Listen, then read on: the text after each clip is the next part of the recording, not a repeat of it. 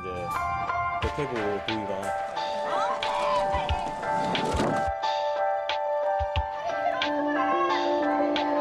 지금 여태까지 수없이 많은 어린이들이 그 친부나 뭐 친부모나 계부모에 의해서 살해를 당하고 있고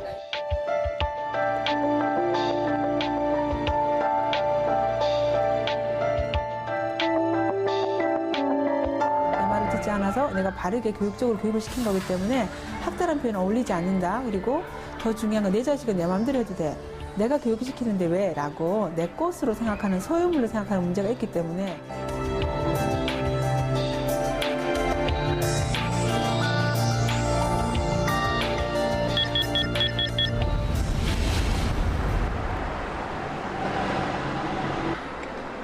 딸아이를 죽인 여자가 곧 저 차로 이동하기로 돼 있습니다.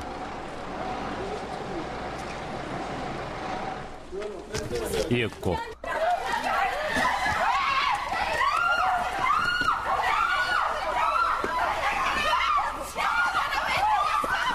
막상 얼굴을 마주하자 참았던 분노가 치밀어 오릅니다.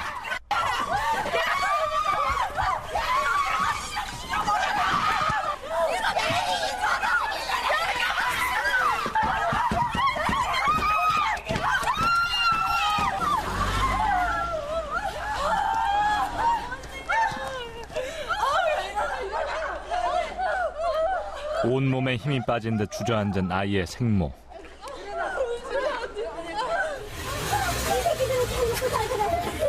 내가 똑같이 해줄 거다. 네가 난 터치할 수가 있니? 네가 어쩜 나한테 할 수가 있니? 어떻게 나한테 할 수가 있어? 딸아이의 갑작스러운 죽음을 받아들이기에 그녀는 아직 준비가 돼 있지 않습니다.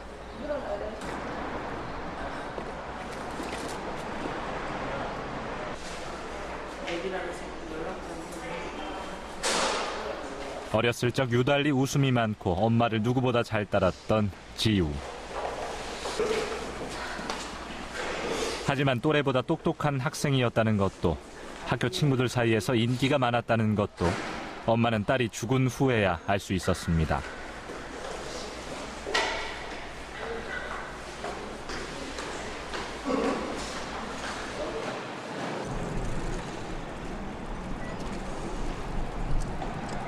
평소 자신의 말을 아이에게 무슨 일이 있었던 걸까?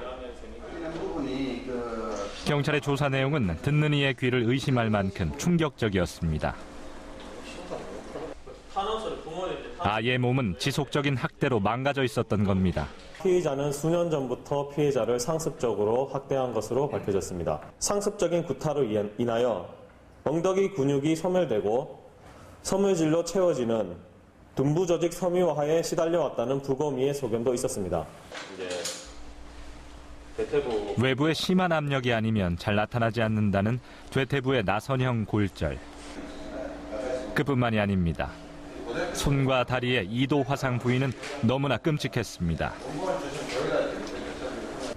그래서 너무 좀 고민을 많이 했는데 이 국민들이 봤을 때 좀 너무 혐오스럽지 않을까.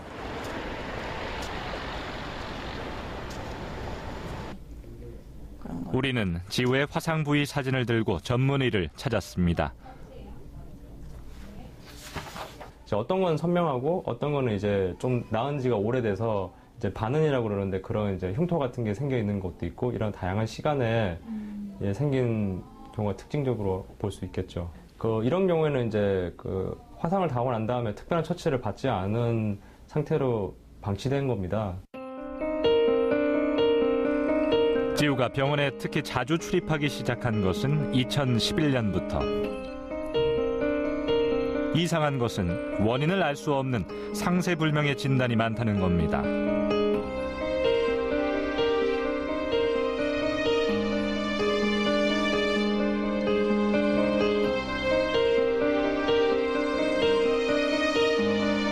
그러고 보니 친구의 생일 파티에서도 뭔가를 숨기기라도 하듯 장갑을 벗지 않았던 지우였습니다. 왜 다쳤어? 제가 물어봤는데 걔가 집에서 다쳤대요. 이래갖고 목발 짚고 이렇게 무슨 일이 있고 나니까 우리 아들들이 그 얘기를 하는 거야. 한 번씩 팔도 아프다고 그러고 손도 아프다고 멍도 들어가고 이거 엄마 그랬어? 이러더라고요.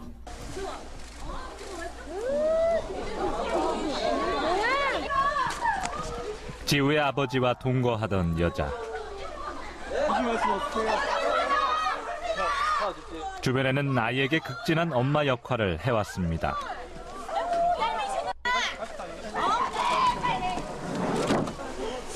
학부모회 회장도 자처해서 맡았다는군요.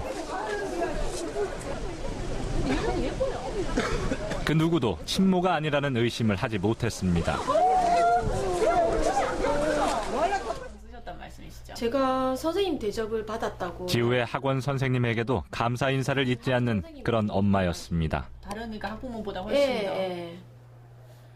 그리고 커피라든지 머리핀 같은 것도 사서 저한테 아이 손잡고 위험 요소가 있는지 없는지 봐야 된다 하고 우리 아이를 가르치는 선생님이 어떤 선생님인지 눈으로 봐야 안심이 된다.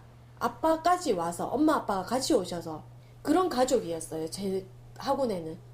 그 여자가 엄청 착한 척하고 언니 이러면 모임하고 이러면 엄청 살살대고 너무 사람 좋게 행동을 했어요.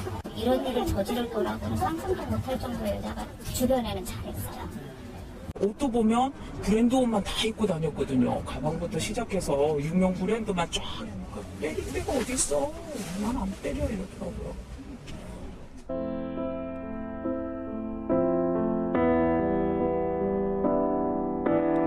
지우는 지난 5년간 매일 악마를 보았습니다.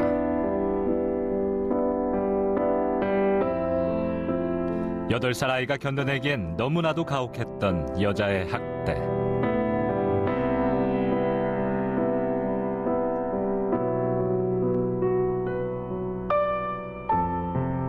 그리고 지난 10월 24일 아이는 갈비뼈 16개가 부러져 그 뼈가 폐를 찌른 상태에서 싸늘한 주검으로 발견됐습니다.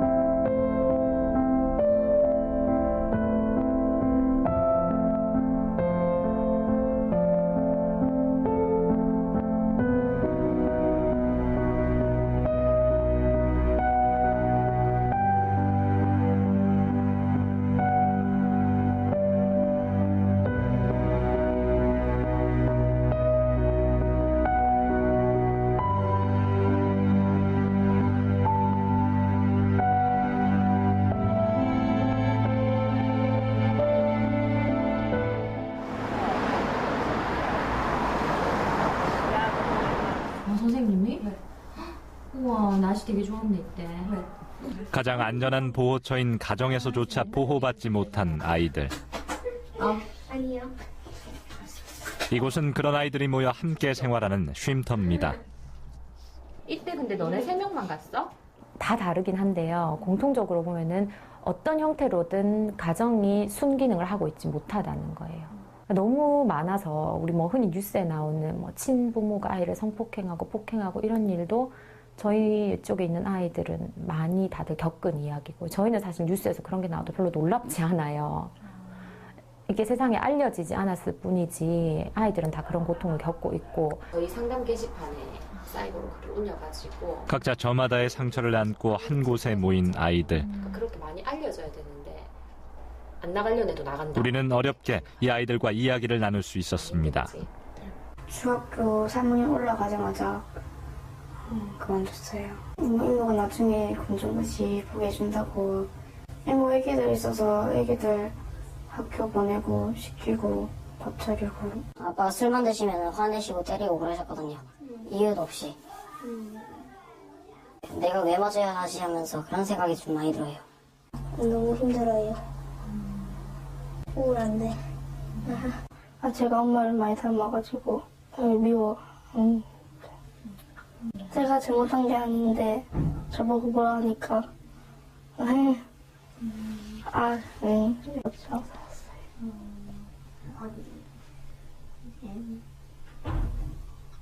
학대의 기억은 입소한 지 수개월이 지난 지금까지도 아이를 괴롭히고 있습니다. 다시 그 얘기 꺼내서 별로야? 인터뷰 도중 갑작스럽게 터져버린 눈물.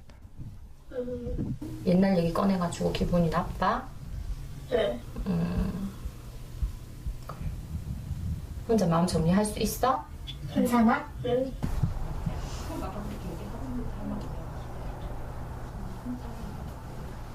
제작진이 자리를 비킨 후에도 아이의 눈물은 쉽게 그치지 않았습니다. 그걸 견디다 못해 진짜 나온 거예요. 그 아이들을 미화하려고 그러는 게 아니라 나쁜 의도가 있었거나 아니면 나와서 나쁜 짓을 저질렀건 그거는 물론 잘못된 건데 진짜 견디지 못해서 탈출을 한 아이들도 진짜 있거든요.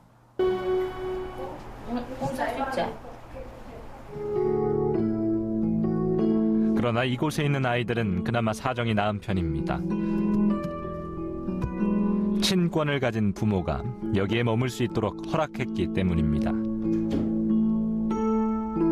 원래는 아이를 지키기 위해 존재하는 친권. 그러나 이것이 때로 날카로운 무기가 되어 아이들에게 해를 입히기도 합니다.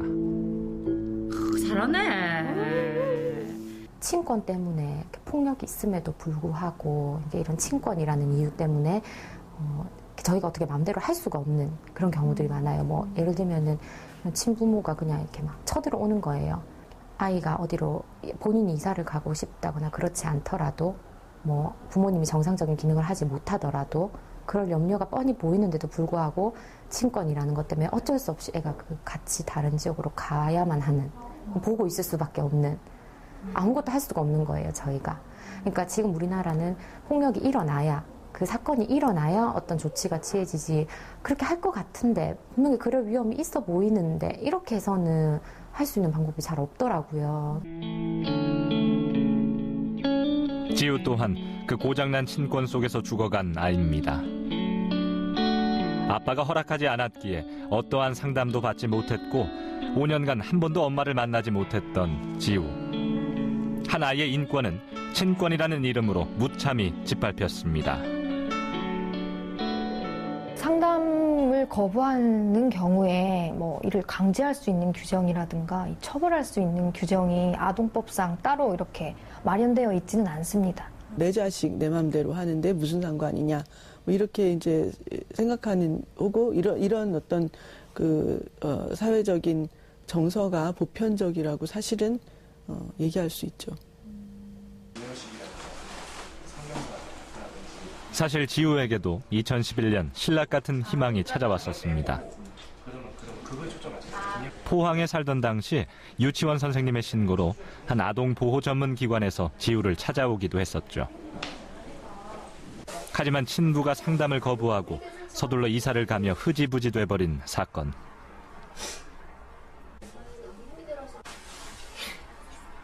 아이가 살 수 있는 그 처음이자 마지막 기회를 너무 쉽게 놓쳐버렸습니다. 2011년도에 저한테 연락이라도 조금 해주셨더라면, 한 번이라도 해주셨더라면, 그때는 제가 어느 정도 아이를 키울 수 있는 능력이 이제 막 생기는 때였거든요. 그러면은 그때라도 아이를 좀 데리고 와서 제가 키울 수도 있었는데.